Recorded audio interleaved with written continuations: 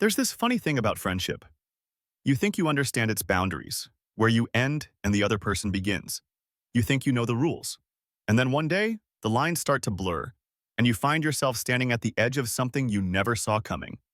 Eli had been my best friend since sophomore year of high school. We met in detention, him for being late to class 3 days in a row, me for talking back to my English teacher. 4 hours of staring at the wall brought us together, and for nearly 5 years, we'd been inseparable. Now, at 20, I was in my second year of college, and he was 22, working at his uncle's architecture firm while taking night classes.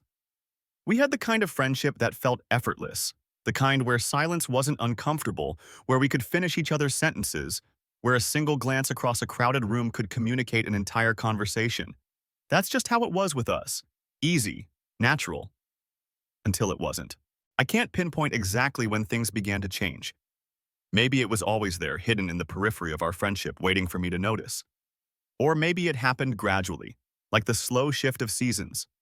So subtle, you don't realize summer has ended until you're suddenly reaching for a jacket. It was a Tuesday evening in October when I first felt it, that strange flutter in my chest. We were at the Morning Brew, our favorite coffee shop tucked between a used bookstore and a vintage record shop. The place was our refuge, with its mismatched furniture and perpetual smell of espresso and old books. Eli was telling me about a building he'd been helping design, his hands moving animatedly as he sketched the concept on a napkin. I'd seen him excited about architecture 100 times before, but this time something was different. The way the soft amber light caught in his dark curls, the curve of his smile as he talked about cantilevers and sightlines, the intensity in his hazel eyes when he looked up to make sure I was following. "Earth to Noah," he said, waving a hand in front of my face. "Did I lose you to the fascinating world of load-bearing walls?" I blinked, realizing I'd been staring, not at his napkin sketch, but at him. "Sorry," I mumbled, taking a sip of my now lukewarm coffee. "Just tired, midterms and all." He nodded, understanding without question. That was Eli, perceptive, but never pushing too hard. "Want to get out of here? We could go back to my place, order pizza, watch something mindless." "Yeah," I said, grateful for the suggestion. "That sounds perfect." As we gathered our things, his hand brushed against mine, reaching for his sketchbook. It was nothing, a momentary accidental touch, but electricity shot up my arm, and I pulled away too quickly. Eli didn't seem to notice, but I felt off balance for the rest of the evening, hyper-aware of the space between us on his couch, the way his shoulder occasionally pressed against mine when he laughed. A week later, I found myself stealing glances at him during our regular Sunday hike. We'd been doing these hikes since high school, a tradition born from our mutual need to escape our homes for a few hours each week. Eli had suggested Ravens Point that day, a familiar trail that wound through pine forests before opening up to a stunning view of the valley below. "Race you to the top?" he suggested, a mischievous glint in his eye. "You know I'll win," I shot back, already breaking into a jog. We ran up the steep path, laughing and trash-talking between labored breaths. Halfway up, I slipped on some loose gravel. Eli's hand shot out, catching me by the wrist, pulling me upright with enough force that I crashed into his chest. For a moment, we stood frozen, his hand still gripping my arm, our faces inches apart. I could feel his breath on my cheeks, count every one of his eyelashes. "Careful," he said softly, his voice huskier than usual. Something flickered in his eyes. Concern, yes, but something else too. Something that made my heart hammer against my ribs. He released me and stepped back, clearing his throat. "Can't have you breaking an ankle out here. Who'd help me with my calculus homework?" The moment shattered, and we continued our hike as if nothing had happened. But something had, and I couldn't stop thinking about it. November brought early snow and the kind of penetrating cold that seeps into your bones. One night, after a particularly brutal study session at the library, Eli insisted on driving me home. "You're shivering," he pointed out as we walked to his car. Without hesitation, he unwrapped his scarf, a soft, navy blue wool one I'd given him last Christmas, and draped it around my neck. His fingers lingered at my collar, adjusting the fabric. "Better?" I nodded, unable to form words as his knuckles grazed my jawline. The scarf smelled like him, pine and coffee, and that particular scent that was just Eli. I found myself breathing it in when he wasn't looking. In his car, with the heater blasting and snow falling in thick flakes outside, we sat in comfortable silence. Radiohead played softly from the speakers. No surprises, one of our favorites. Remember when we saw them in concert? Eli asked, his eyes on the road, hands relaxed on the steering wheel. Senior year? How could I forget? You nearly passed out when Tom York came to our side of the stage. He laughed, the sound filling the car. I was overwhelmed by artistic genius. You were a fanboy, I teased. Maybe. He glanced over at me, smiling that particular smile that crinkled the corners of his eyes. But it was perfect, wasn't it? That whole night. It had been. We'd scraped together every penny we had for those tickets, driven 3 hours to the venue, and spent the entire night feeling like we were witnessing something transcendent. Afterward, too wired to sleep, we'd sat in an all-night diner until sunrise, dissecting every moment of the show. It was perfect, I agreed softly. At a red light, he turned to look at me fully. Snowflakes caught in his dark hair, melting slowly. A street lamp cast an orange glow across his features, sharpening the angle of his cheekbones, softening his eyes. What? I asked, suddenly self-conscious. Nothing, he said, turning back to the road as the light changed. Just, I'm glad we're friends, Noah. Friends. The word felt simultaneously true and insufficient, like trying to describe an ocean as merely water. December arrived with finals and the frenzy of the holiday season. Eli and I saw less of each other as we both disappeared into our respective academic caves. We texted regularly, but it wasn't the same. I found myself missing him with an intensity that surprised me, an ache that went beyond missing a friend.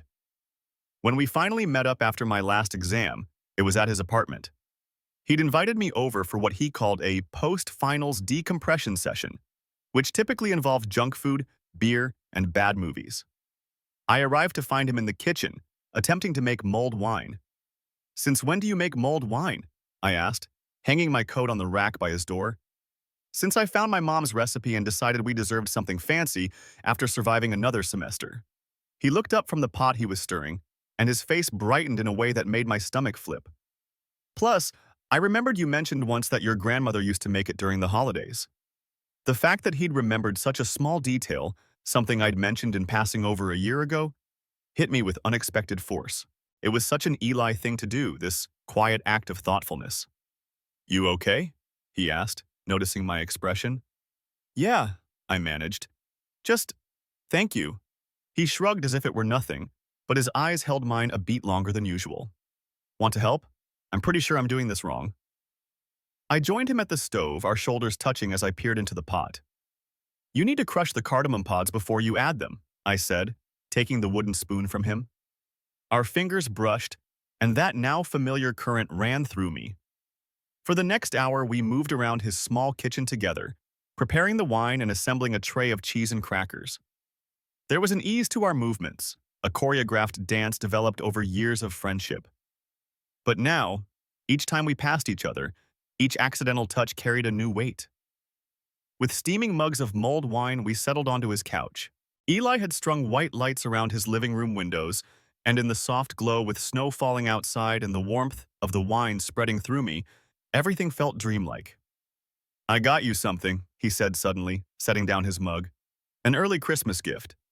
"But we always exchange gifts on the 23rd, I protested. We had a tradition, meeting at the old gazebo in the park where we'd spent countless summer nights talking until dawn, exchanging one gift each before heading to our respective family celebrations. "This couldn't wait," he insisted, disappearing into his bedroom.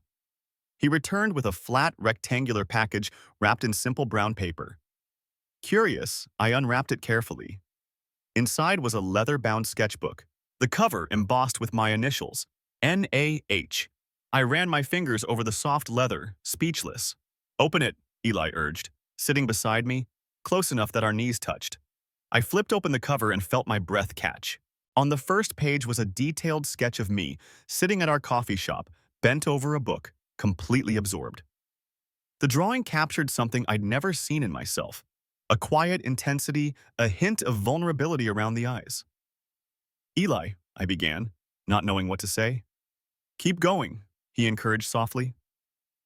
Each page held another sketch, me laughing during our hike, Me asleep in the passenger seat of his car, me playing guitar at the beach last summer. The final drawing was of both of us, heads bent together, sharing headphones as we often did. I didn't know you could draw like this, I said, finally looking up at him. His face was open, expectant, a slight flush coloring his cheeks. There's a night class at the community center, he explained. I've been taking it for a few months. I wanted to surprise you. These are, I swallowed hard, emotion thick in my throat. These are beautiful. Something shifted in his expression, relief, mixed with something deeper. You're a good subject, he said, his voice low. You never noticed me sketching you all those times. The implication of his words settled between us. All these moments captured with such care and attention to detail. He'd been seeing me, really seeing me, in a way I hadn't realized. Why?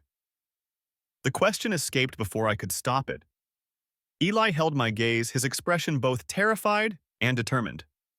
Because sometimes I look at you and I see everything, and I needed to put it somewhere. The air between us seemed to vibrate with unspoken words. My heart pounded so loudly I was sure he could hear it. This was Eli, my best friend, my constant, the person who knew every version of me. And suddenly, he was also something else entirely. Noah, he said, my name a question and a plea. I couldn't speak, couldn't move. Years of friendship flashed through my mind alongside this new, terrifying possibility. What if we ruined everything? What if this feeling was temporary? A confusion of closeness for something more? But then Eli reached out, his hand trembling slightly as he brushed a strand of hair from my forehead. His touch lingered, and in that moment I knew with absolute certainty I was in love with my best friend. Had been for longer than I'd realized. I think I've been blind, I whispered. No, he said, a small smile touching his lips. Just not looking in the right direction. He leaned forward slowly, giving me every chance to pull away. But I didn't want to. For the first time, I was seeing clearly, seeing us clearly. Just as his lips were about to meet mine, his phone rang, shattering the moment. He closed his eyes, frustration evident on his face, but when he glanced at the screen, his expression changed to concern. It's my sister, he said. I should take this. She never calls this late unless… I nodded, trying to hide my disappointment. Of course, he answered, moving to the kitchen for privacy. I sat there, heart still racing, the sketchbook open on my lap. Everything had changed in the space of minutes, and I didn't know what would happen when he returned. Would we pretend nothing had happened? Would we talk about it? Would we… Eli came back, his face pale. I have to go, he said, already reaching for his keys. It's my dad, he's in the hospital, heart attack. I'll come with you, I said immediately, standing up. He paused, looking at me with such raw emotion that it took my breath away. Noah, about what just happened.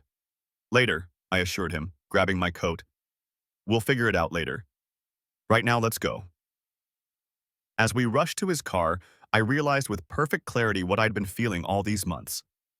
It wasn't just attraction or a passing phase or confusion. It was love, deep, certain transformative love. I'd never seen it coming, but now that it was here, I couldn't imagine life without it, without him. What I didn't know then was how much would change before we'd have the chance to finish what we'd started. How one night could alter the course of everything we thought we knew about each other and ourselves. But in that moment, racing through the snow-covered streets toward the hospital, one thought kept repeating in my mind. I'm in love with Eli. I'm in love with my best friend. And I hope he might be in love with me too. The fluorescent lights of the hospital waiting room buzzed overhead, casting everything in a sickly pale glow. We'd been there for 3 hours, Eli alternating between pacing the worn linoleum floor and sitting beside me with his head in his hands. His mother and sister were somewhere in the maze of corridors, speaking with doctors while we waited for news. He's going to be okay, I said softly, for perhaps the 10th time that night. I wasn't sure if I believed it any more than Eli did, but it felt necessary to say. Eli nodded mechanically, his eyes fixed on the institutional blue wall across from us. I'd never seen him like this, so withdrawn, so vulnerable. I wanted to pull him into my arms, to absorb some of his fear, but the unfinished moment from his apartment hung between us like a question neither of us knew how to answer. Instead, I did what I'd always done before tonight. I placed my hand on his shoulder, a gesture of friendship, of comfort. But this time Eli covered my hand with his own, interlacing our fingers in a way that was unmistakably different. His thumb traced small circles on my palm, and despite everything, the sterile hospital smell, the muted sounds of medical equipment, the weight of uncertainty, I felt that same electric current run through me. "Thank you for being here," he whispered, finally looking at me. His eyes were red-rimmed, exhaustion etched into every line of his face. "I don't think I could do this alone." "You don't have to," I promised. "I'm not going anywhere." Something passed between us then. An understanding, perhaps, that whatever had started to change in his apartment was still changing, even here, even now. Dawn was breaking when we finally left the hospital. Eli's father was stable, a mild heart attack, the doctors said, a warning sign rather than a catastrophe. Relief had softened the sharp edges of Eli's fear, but exhaustion had taken its place. "You should get some sleep," I said, as we stood in the parking lot, the early morning air biting at our faces. "I can call an Uber home." "No," Eli said quickly, almost urgently. "Come back to my place. I don't want to be alone right now." The drive back to his apartment was silent, both of us too drained for conversation. But it wasn't an uncomfortable silence. It was the kind that held space for everything we weren't yet saying. In his apartment, the evidence of our interrupted evening remained. 2 half-empty mugs of mulled wine on the coffee table, the sketchbook still open to the drawing of us. Eli looked at it for a long moment, then turned to me. "You should take my bed," he said. "I'll take the couch." "Eli," I began, not even sure what I wanted to say. We were standing in the middle of his living room, both swaying slightly with fatigue, and all the words I'd been rehearsing in my head during our hospital vigil suddenly seemed inadequate. "I know," he said quietly. "We should talk about before, but I can't right now. It's okay," I assured him. "It can wait." Relief washed over his features, followed immediately by something like disappointment. "Thank you," he murmured. We stood there, caught in a moment of indecision. Then, surprising both of us, I stepped forward and wrapped my arms around him. It wasn't our first hug. We'd shared hundreds over the years, but it was the first one that felt like a confession. Eli hesitated for just a second before returning the embrace, his arms tightening around my waist, his face buried in the crook of my neck. I could feel his heartbeat against mine, slightly too fast, or maybe that was my own. "We'll talk tomorrow," I promised, pulling back reluctantly. "Get some rest." He nodded, something unreadable in his expression. As I turned toward his bedroom, he caught my wrist. "Noah," he said, my name a whisper in the quiet apartment. "Thank you. For everything."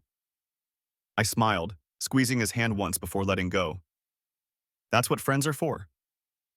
The word, friends, hung in the air between us, suddenly insufficient and yet still true. We were friends. But we were becoming something else too, something without a name yet. I woke around noon to the smell of coffee and the sound of quiet movement in the kitchen. For a moment, I was disoriented, surrounded by Eli's things. His books stacked on the nightstand, his clothes draped over a chair, the architectural prints he had framed on the walls. I'd been in his room countless times, but never like this, never waking up in his bed, wrapped in sheets that smelled like him. The events of the previous night came rushing back. The sketchbook, the almost kiss, the hospital. The realization that had struck me like lightning. I was in love with Eli. I found him in the kitchen, his back to me, as he stood at the counter. He was wearing the same clothes from last night, his dark hair rumpled from sleep. He must have sensed my presence because he turned, a tentative smile on his face. "Hey," he said, holding out a mug of coffee. "I was just about to wake you." "Thanks," I replied, taking the mug, careful not to let our fingers brush. In the harsh light of day, I felt suddenly shy, uncertain. "How are you feeling?" "Better," he said. "I called the hospital. Dad's doing well. They might release him tomorrow." "That's great news." An awkward silence fell between us, something that had never happened before. We'd always been able to talk about anything, to exist comfortably in each other's space. Now, it felt like we were both walking on eggshells, afraid to acknowledge the shift that had occurred. Eli cleared his throat. "Noah, about last night, my phone rang, cutting him off. I fished it out of my pocket, saw my mother's name on the screen, and silenced it. Sorry, go ahead. But the moment had broken. Eli shook his head, offering a smile that didn't quite reach his eyes. It's nothing. We should probably head back to the hospital soon. Mom texted that Dad's asking for me. I nodded, trying to hide my disappointment. Of course. And just like that, the conversation we'd been circling moved further away from us. The next 2 weeks passed in a strange limbo. Eli was consumed with his father's recovery, spending most of his time at his parents' house helping out. We texted daily, but our usual easy banter had been replaced by something more cautious, more deliberate. We saw each other briefly on the 23rd, our traditional gift exchange at the gazebo. I'd gotten him a vintage architectural book he'd been eyeing for months. He gave me a mix of songs, something he'd done every year since we were 16. But this one felt different, more curated, with a handwritten note. Songs that make me think of you. We sat on the gazebo bench, closer than necessary, our breath visible in the cold air. I've missed you, I admitted, breaking the silence that had settled between us. Eli turned to look at me, his expression softening. I've missed you too? More than you know? There it was again. That moment of possibility, of something hovering just beyond the boundaries of friendship. But then his phone chimed with a text from his mother, and the moment passed, unclaimed. New Year's Eve arrived, bringing with it an invitation from our mutual friend Jordan to his annual party. I hadn't planned on going, crowds and noise had never been my thing. But when Eli texted asking if I was attending, I found myself saying yes. The party was in full swing when I arrived. Music pulsing through Jordan's apartment, bodies crowded into every available space. I scanned the room, looking for Eli, feeling a nervous anticipation I'd never associated with him before. I found him in the kitchen, leaning against the counter, nursing a beer. He looked up as I approached, and his face broke into the first genuine smile I'd seen from him in weeks. You came, he said, the surprise in his voice making it clear he hadn't expected me to. I said I would, I replied, accepting the beer he offered. You also said you'd rather watch paint dry than attend another one of Jordan's parties, he pointed out, his eyes crinkling at the corners in the way that always made my heart skip. I shrugged, not wanting to admit that I'd come solely because of him. New year, new attitude? Speaking of which, he said, checking his watch, it's almost midnight. Want to go somewhere quieter for the countdown? Without waiting for my answer, he led me through the crowded apartment to the fire escape. Outside, the night was clear and cold. The city spread out below us in a tapestry of lights. We could still hear the muffled sounds of the party, but it felt like we were in our own world. Better? Eli asked, leaning against the railing beside me. Much, I agreed, our shoulders brushing. We stood in comfortable silence, watching our breath cloud in the winter air. For the first time in weeks, the awkwardness between us had dissipated, replaced by the familiar ease of our friendship, but now with an undercurrent of something more, a tension that wasn't unpleasant but expectant. Inside, we could hear the party guests starting to count down. 10, 9, 8. Eli turned to face me fully. Noah, he said, his voice low and serious. I think we need to talk about what happened. Before the hospital. My heart hammered against my ribs. I think we should, I agreed, my voice barely audible over the countdown. 7, 6, 5. I haven't been able to stop thinking about it, he continued, taking a step closer to me. About us. About what almost happened. 4, 3. Neither have I admitted, feeling dizzy with anticipation and fear. 2, 1. Noah, Eli whispered, his face inches from mine. I think I'm in. Happy New Year! The shouts from inside drowned out his words, but his intent was clear in his eyes, in the way he leaned toward me. And then he was kissing me, his cold hands framing my face, his lips warm against mine in the winter night. The world fell away, the party, the city, the new year unfolding around us, until there was nothing but Eli. Nothing but this moment 5 years in the making. When we finally broke apart, both breathless, a look of wonder crossed his face. I was so afraid, he murmured, his forehead resting against mine. Afraid that I'd imagined it, that night in my apartment. Afraid that you didn't feel the same way. I do, I said, the words rushing out of me now that I could finally speak them. I do feel the same way. I think I have for a long time. I just didn't understand what it was until recently. He smiled then, relief and joy transforming his features. How did we not see this coming? I don't know, I laughed softly. For someone who's supposed to be observant, I've been pretty blind. We stayed on the fire escape, talking in hushed voices as the party continued without us.